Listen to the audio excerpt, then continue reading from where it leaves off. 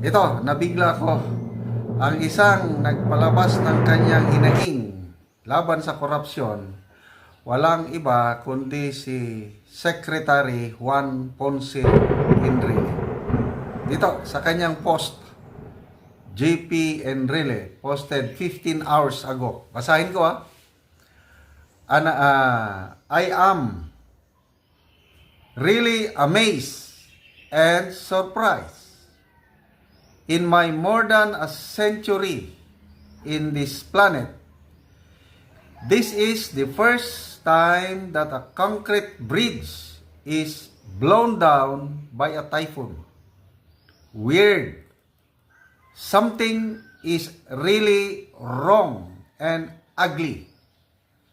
Wasteful expenditure of public funds. Someone must have become richer, to say the least.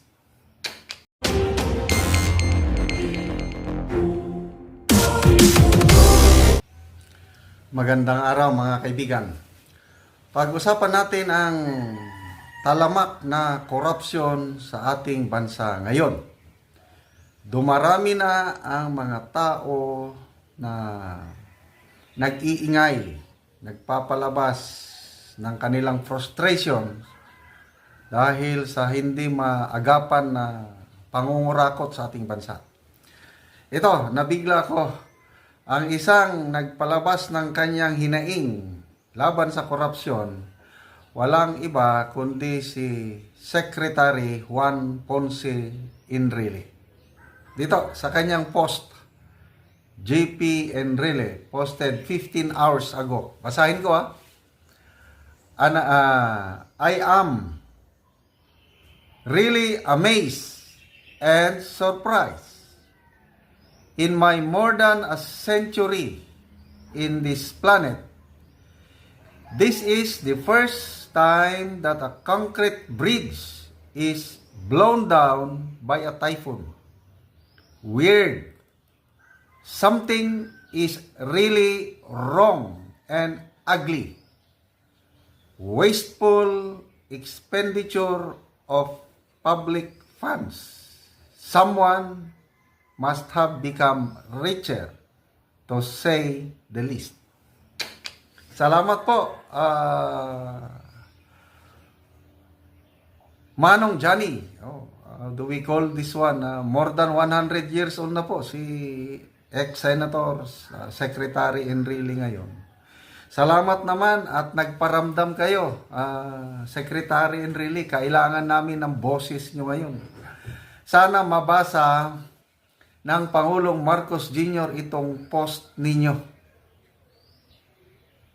para ma-realize ng Pangulo na something is really wrong pagdating sa korupsyon sa ating bansa. I don't know kung ano yung tinutukoy ni Secretary Enrile na bridge. Isang nakita kong bridge, I think somewhere in Bicol ba yun o Batangas. Yung bang natipak yung bridge, makikita mo, walang kabilya. Anong klaseng bridge yan? Kasi kung may kabilya, hindi ganun madaling matipak ang bridge. So I guess, itong sinasabi niya, itong sa Cagayan Valley siguro, yung sunod-sunod na pagdaan ng tatlong malalakas na bagyo, mayroong bridge na totally blown down by a typhoon. Hangin lang typhoon, sa lakas ng hangin, nagiba ang bridge. Okay lang sana kung tubig na rumaragasa, malakas, tapos may mga kahoy-kahoy ng balandra, pwedeng magiba ang bridge. Kaya lang kung hangin lang, wala pa akong nabalitaan na bridge na nagiba dahil sa malakas na hangin. Ito, sabi nyo, first time in my more than a century on this planet, this is the first time that a concrete bridge is blown down by a typhoon. So, substandard talaga ang pagkagawa ng bridge na yun. Kaya sabi niya, weird. Something is wrong and ugly. Wasteful expenditure of public funds. So, Pangulong Marcos Jr., alam namin na may malasakit ka sa bansa. Pwede ba pakitignan nyo naman ito? Kasi nung tinatanong ang mga flood control project sa'yo, medyo may pagkainis nga nandyan. Na-overwhelm lang. Tapos nung sasabihin nga imbestigahan, yes, I have nothing wrong. Kailang nag-i-explain pa kayo. Sana ma-realize ng ating Pangulo na talamak na ang korupsyon sa paggawa ng mga ganitong projects. Lalo na flood control, bridges, DPWH. Talamak na. Ito, may nakausap akong kaibigan na yung kontraktor na kaibigan niya, sabi ng kontraktor, panahon ni PRRD, meron din daw may kickback o commission, kailang nasa lang, 5%. Ang pinakamataas 10%. Hindi daw maalis-alis yan. So yung panahon ni PRRD, hanggang 5 to 10%. Ngayon daw, sabi ng kontraktor, pag nakakuha ka na ng proyekto, automatic 20% ang ibibigay sa isang tao pa lang yun, isang politiko. Binanggit sa akin yung politiko, kailang hindi ko babanggitin dito. Cash. Ang nakuha ng kontraktor is 3 billion pesos yung kontratang nakuha niya. Kailangan niyang mag-produce ng 600 million in cash, ibibigay sa isang tao. Isang tao pa lang yun. Ang dami pang taong pagdadaanan ng project na yan. So, kung pakinggan natin yung mga revelation ni Mayor Magalong, aabot ng 40 to 45% ang nawawala sa pundo nga igawa sana ng tulay, diki ba yan, o kahit anong proyekto. Nawawala. Kaya very substandard yung mga proyekto ngayon sa gobyerno. So ano bang gawin natin? May pag-asa pa ba ang ating bayan? Kasi kung magpapatuloy itong ganitong klase ng mga proyekto, kahit 10,000 flood control projects, walang mangyayari. Gigibain at gigibain ng mga baha. Okay, so ang daming nag-comments. Okay, so Wilfred Endrada Cortez, sabi niya, very sad to note, Sir GPE. I was the project engineer of 4 bridges project along San Vicente Road under contract with RC Gonzalez Construction, supervised by DPWH. We did our best and followed materials quality. Kung you did our best, bakit nagiba? Bakit hangin lang ang dumaan? Wala talaga. Problema sa DPWH. Okay,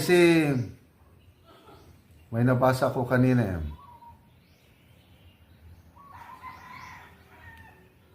Okay, Dana De Los Reyes. Who else? The Congress and the Senate doesn't care even an inch. What they care most is to destroy the Duterte. Ang mga comments dito, nagsasabi na ang national attention is pagsira sa mga Duterte, hindi sa mga projects na ganito. Okay, Poms Yapching, sabi niya, Sir, what can we do?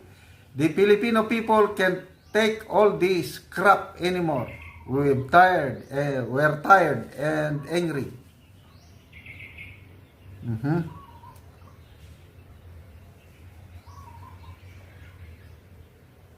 RJ Villaflor, sabi niya, Manong, I believe you are more in the position to get the answer of that bewildering predicament.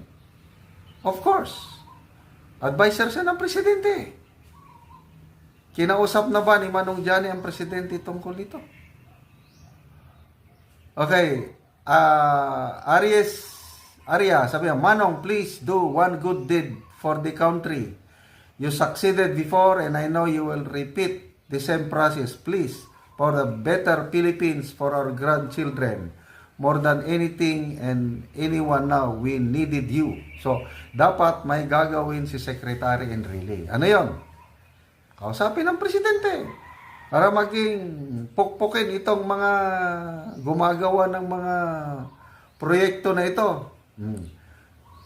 Jel Leren, sabi niya, probably only 40% of the contract price is the actual cost that was spent on the project, and the 60% goes to the pockets of the scoundrels in the government. Ito na yung sinasabi ni Mayor Magalong. Halos kalahati ang nawawala. Kaya ganyan. Nasisira ang isang concrete bridge dahil lang sa isang bagyo.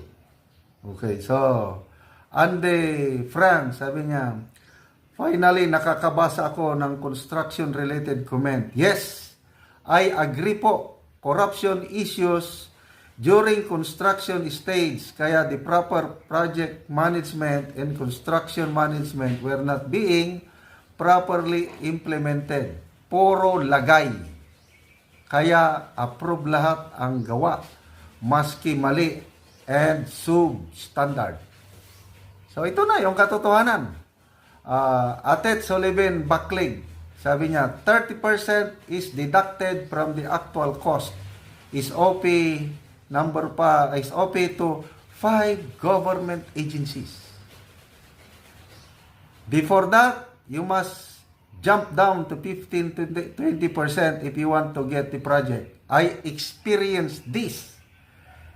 The rest, yun ang maiiwan sa kawawang kontraktor. Yan po ang problema, Manong Johnny. Yung usap-usapan dyan sa level ng mga contractor, mga district engineers, regional directors. Sana gumalaw po kayo ng presidente. May magagawa po kayo. Salamat sa inyong post na nagsalita kayo tungkol sa corruption sa government. Kailang may magagawa kayo ng presidente. Please, hintuin nyo na yung ganyang corruption. Kaya ninyo yan kung gusto niyo. Anong sabi? Kung gusto, maraming paraan. Kung ayaw, maraming dahilan. Kailan kaya matitigil itong lapastangan na pangungurakot sa ating gobyerno? Aasahan ka namin, Manong Johnny.